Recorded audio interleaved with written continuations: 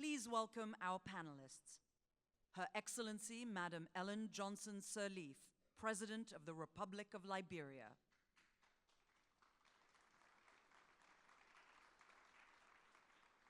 His Excellency, Hailemariam Dessalegn, Prime Minister of the Federal Democratic Republic of Ethiopia.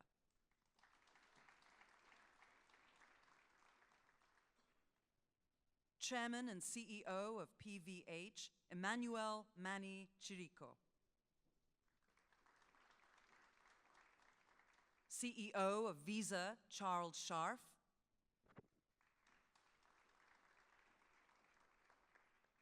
And our moderator, the President of the African Development Bank, Dr. Akinwumi Adesina.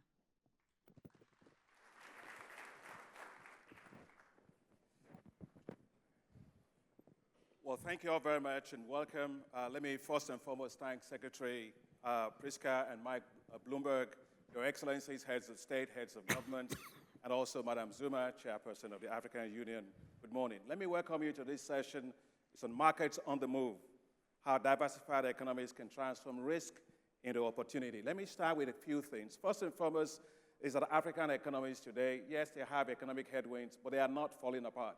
If you take a look at the economic growth rates today, you have economies in Africa growing at roughly 3.5%. That's way above the 3.2% global average. And at the same time, at the African Development Bank, we projected that we still find 21 countries that are growing at well above 5%. We have 19 countries that are growing at between 3 to 5%. So the message is Africa is still very, very resilient. But we recognize that at times are hard. You have economic headwinds that we face. So it's key for us then to diversify the economies and to build greater resilience and therefore reduce susceptibility to global commodity price shocks. Industrialization, global value chains, regional value chains will play a big role. So let's get started. Your Excellency, President Johnson Sirleaf, talking of resilience. You are Africa's only female president. And you've done incredibly well. You got your country out of conflict. You faced down Ebola and you won. You are resilient. And that's why we think that we need more women presidents in Africa. And probably elsewhere.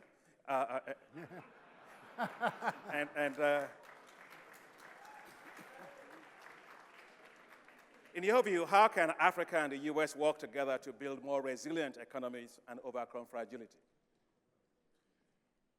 A small nation, well endowed, impoverished over the years because of conflicts, but trying now to rebuild since 2006. Very successful in solving the debt problem, in mobilizing direct foreign investment, but face shocks. First, the shocks of decline global prices for our primary commodities, and then, of course, the shock of the disease. And so the fragility of our nation remains. We've started now a diversification, moving away from the traditional extractive industries that have been our historical means of growth, into realizing that unless we get agriculture, we will not be able to get the full benefit. And so that diversification started in 2004 with our Agenda for Transformation.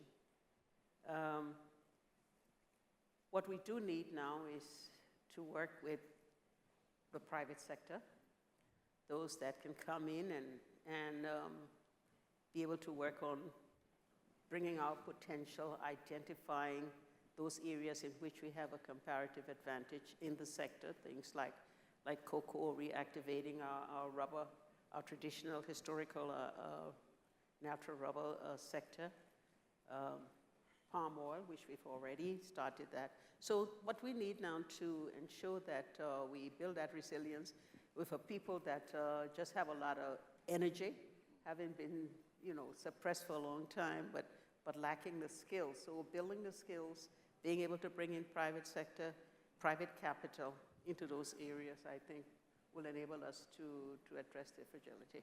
Thank you very much. And talking of that, Prime Minister Dessalegn, in Ethiopia, you're doing an incredible work. You have a growth and transformation plan. You've got a textile development plan. You have leather.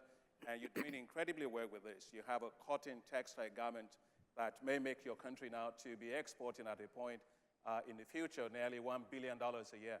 Tell us about that story quickly, about diversification through that. First of all, let me take this opportunity to thank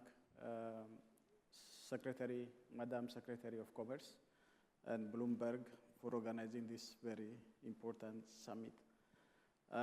When Ethiopia comes into picture, I believe that our plan is growth as well as transformation. When we plan for ourselves, growth and transformation, we mean that for the last 13 years, Ethiopia has been growing in double-digit growth, and we want to sustain that growth. And of course, growth alone is not enough, so we have to transform our economy. The first transformation comes from agricultural transformation itself, because if we need to industrialize and manufacturing, our comparative advantage is to use agriculture as a basis. And as you mentioned, we have selected for ourselves areas where we have to focus as our comparative advantage, as Africa is now the next frontier for economic growth and transformation. So textile, garment, footwear, and leather products, these are mainly connected to the agricultural transformation itself. So the whole value chain, vertical integration is the main issue in our plan. And we have to work very closely with the private sector in this regard. And the best example is, government, private sector partnership can be witnessed by the PVH and Ethiopian government partnership, which is the best model that can be used. In this regard, I want to commend the U.S. government as well. Through the embassy in Addis Ababa, they are also on board in this partnership. And three of us together, we have made something can be measured as a miracle. Within 9 months period of time, we were able to establish an eco-industrial park, which can generate 60,000 jobs and annual export of $1 billion from only one industrial park. So I think this is a best example where the government and private sector can work very closely together. We are learners. Industrial policy formulation needs a learning process, and the private sector can help us to learn the best way how to design an industrial policy in a specific country like Ethiopia and many developing countries. We have learned from the Asian experience, especially Northeast Asian experience, and PVH has supported us a lot in this regard. And I think this cooperation has yielded a very important task. And our growth and transformation should be sustainable, shared, and inclusive.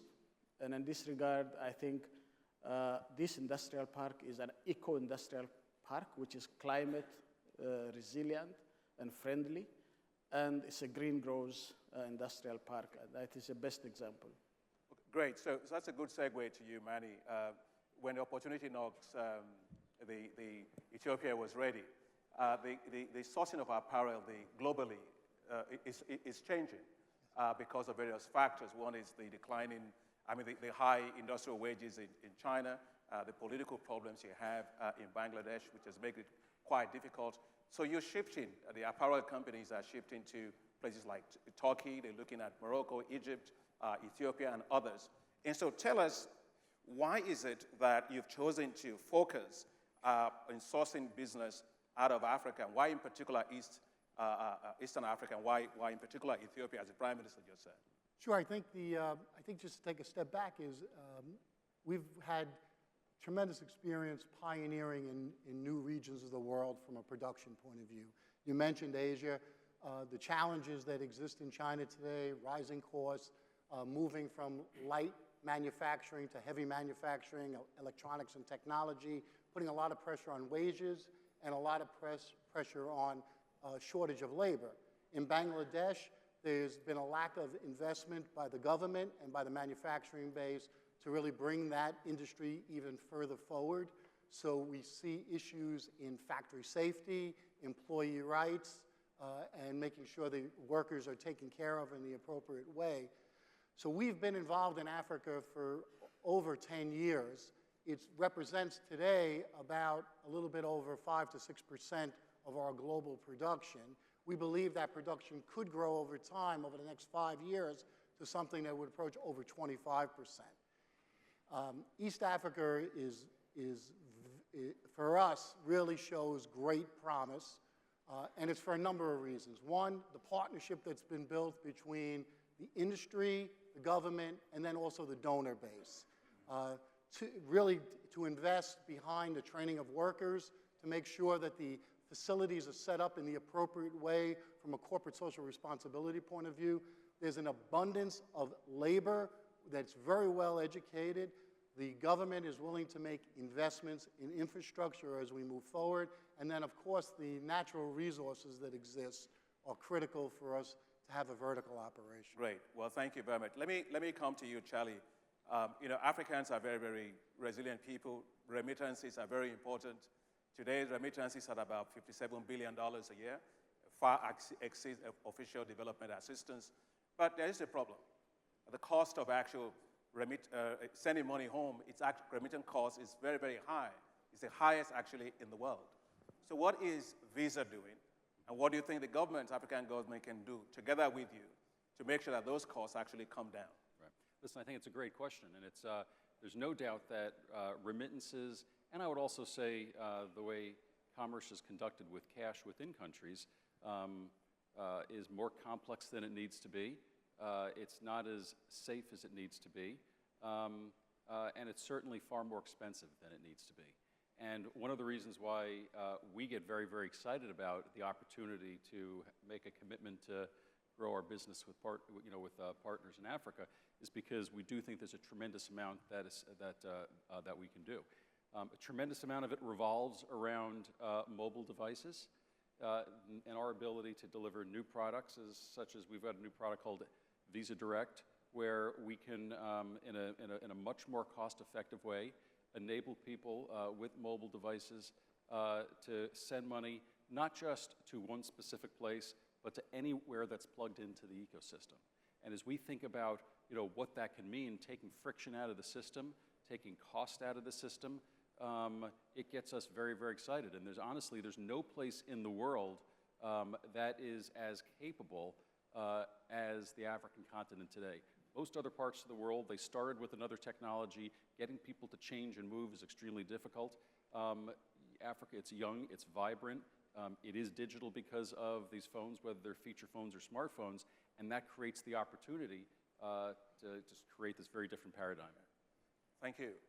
Madam President, the issue of energy, of course, it's very important. So is the issue of other transport infrastructure. So how do you see the infrastructure challenge in Africa, and how is that going to help us in how to become more competitive? Infrastructure is the biggest challenge, certainly in the West African area, and most especially in Liberia, because we can't move our transformative goals without power. We have in agriculture, the women are now producing, small farmers are producing, responding to the call, responding to new technologies.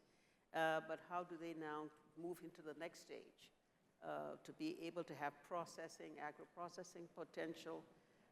Just imagine, in our case, I think we have the highest rate of energy, the higher cost of energy, 54 cents per kilowatt hour. We brought it down a bit, and because we've installed some new power plants, but it still is relatively high. And that means that makes it difficult for the small and medium-sized business to start moving up, finding those things that they can enter the value chain and be able to start the process of industrialization. Roads, similarly. And again, because we're aiming at integration, want to move from small economies like our own to be able to to move forward with the rest of the West African states. And so our goals for integration, increasing the scale of the potential of industrialization, we're not going to solve that problem until we solve the infrastructure problem. Some of our countries are a little bit more advanced. We have the West Africa Power Pool, which is a regional initiative that's going to ensure that we be able to span electricity to most of our countries, and everyone moving toward the hydro potential, where there's a lot of possibility. But our biggest constraint for being able to move ahead in our agricultural transformative goals is to solve the energy problem. And we believe that, once again, the private sector can be the catalyst in this regard, because the potential for hydropower, other types of power for road building is there. And many of our countries have their own comparative advantages that can be used. So if the energy problem is solved, then I think we can very well see ourselves on the way. Oh, that's great. And you know, that's why the African Development Bank is, we're investing $12 billion in the energy sector over the next 5 years with your support, and Power Africa also with the U.S. government. So lots of things we've got to do, power up Africa and light it up within 10 years. So the Prime Minister, because Madam President mentioned the issue of private sector. One challenge we often face is as governments change, one government comes, another comes, and policies are often reversed. And it makes it very difficult for private sector to plan and to invest properly. In your case, that you have always followed a consistent policy, which has given great incentives to the private sector. Tell us about that, because your economy is growing so well. Is that a part of your success story? Actually, for an economy to grow in a sustainable way, you need to have a policy consistency and stability. If that's not the case, then I think the private sector cannot be certain how to move in and work very closely in those sectors that takes long-term investment. I think policy consistency and policy stability is always necessary. And luckily, my government was able to continue on with this process. And I think that doesn't mean that you can't learn from your own mistakes and ups and downs, policy improvements and rectification. But I mean that the basics of the policy should be, should be stable. And this has helped us a lot in this regard. But the most important thing is you should be open to have a policy learning process. As I mentioned earlier, the private sector can help you in understanding what the private sector needs and in adjusting the policy of the government accordingly. I think we were always learning and we're always adjusting accordingly. I mean, that has helped us to move very fast and learn very quickly on the issues. In Africa, I believe there is binding constraints that has to be, resolved and taken care of very, intensively. Otherwise, there are a number of issues that needs to be addressed, and the government should be at the forefront in doing so. But the private sector has also a greater role in, rectifying those policies together. When we did the investment on industrial parks, I think PBH has helped us a lot. I mean, we didn't have a clue how to move forward in industrializing as early, latecomer. We should learn quickly, and we learned from the Asian experience, and they have brought those things that are very necessary that we learn through course. I think policy stability, as you mentioned, is very essential. And so for you, Manny, what the Prime Minister just said, the Hawassa Industrial Park that they developed was massive. And there was also connection for you to get your goods to market. You need to be linked close to the port. And so there's the rail that you built all the way to Djibouti, but also we have the highway also linking to Djibouti, which of course the bank supported the government to do. How critical is this issue of governments keeping the side of the deal on public investment in infrastructure critical for you to continue to stay in business in Africa? Well, it's critical from both points of view. We're really trying to build a completely vertical operation within Africa, within Ethiopia, from cotton growing to converting the cotton to fabric through mills, and then converting the raw material fabric into a finished garment, and then moving that through the supply chain. What's critical for us is if we build the most efficient manufacturing process, and then the infrastructure is either not sufficient to support what we have to really move goods through. One of the challenges that Ethiopia faces is the fact that it's landlocked. In order to move goods through the supply chain, we have to go through other countries. So building that infrastructure in place is critical. Making sure that infrastructure is also scalable, because as important as this one facility is and this one plant facility group is, it's really a question of how scalable could it be, how could we take this to the next level and build that infrastructure to reach that 25% production goal that we're setting for ourselves at PVH for the sub-Saharan Africa. Just the last point I want to make is you're really making a fashion statement today. And being in the fashion industry, I love the bow tie and the three-piece suit.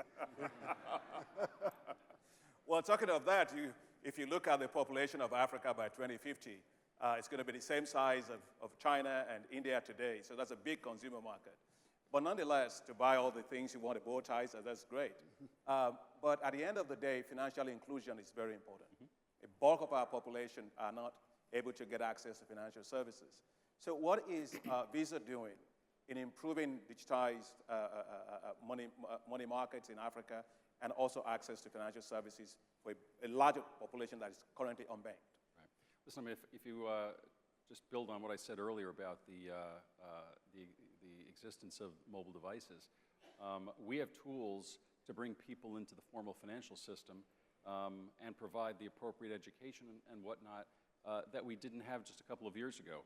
At Visa, we have, over the past 5 years, brought approximately 25 million people into the financial system through these lower-cost services that we have.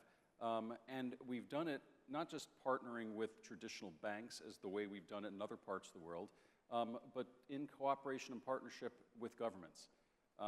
It's not something that we can do alone. We've got great examples of where we've worked with the governments of Rwanda to help establish the infrastructure for big parts of the payments businesses. We're working with Egypt to provide, basically electronify the food subsidy programs. And this is, I think we're in the enviable position where it's a win for everyone, from the consumer to someone who owns a business to governments, where we can ensure money gets to the place it's meant to get, ensure that it's easy to use that money without worrying about crime and things like that. But we have to do it in a way that there's partnership. We have to do it in an environment where there's openness, open systems, open technology, interoperability. Because technology companies, which is a huge part of what we do, are going to go to where the opportunity is. And the biggest opportunities and the places where we've had success are where this openness exists. Well, thank you. You can't find the opportunities unless you can travel to where the opportunities are. In Africa, it's often quite difficult to travel from place to place because of visas. I told Scribe Maziwa when we were preparing for this session that I was going to ask you these questions about the African Union passport. Madam Zuma, the African passport. So this passport, how can it help us in terms of labor market integration or also financial market integration businesses? Madam President, this passport. Well, let me tell you, we're pleased that in ECOWAS, we do have, a common passport. I mean, we do have an ECOWAS passport, and you can move around among all of our 15 countries with this ourselves. But I think having a means of travel with ease, with a passport, well, it improves the ability to move across to do business, to be more transparent, and so I think African Union is moving in that direction. Like I say, it'll be following the ECOWAS countries' example. That's already there. Thank you very much. We got only 27 seconds. So, Prime Minister, your last word, and we got to close on time. Yeah, I think my last word is, in all our interventions, I mean, when we talk about partnership, the first thing is our success depends on the anchor investors you select. I mean, not all kinds of investors are making you successful. Anchor investors like PVH, if you take, we have a success in cut flowers industry. That has become because KKR from the United States has been one of the anchor investors. And similarly, other Dutch companies and other big companies from India, Asia, has been an anchor investors. And I think Africa needs these kind of investors at the initial stage as a pioneers. That helps us to move very fast. So I just want to invite those of you who are, interested to invest in my country, taking this opportunity to come and invest in it. Well, I think I'll give you the last word on that. Is anchor it very well. Thank you, ladies and gentlemen. Your Excellencies, thank you. Ladies and gentlemen, we're grateful for your time. Thank you.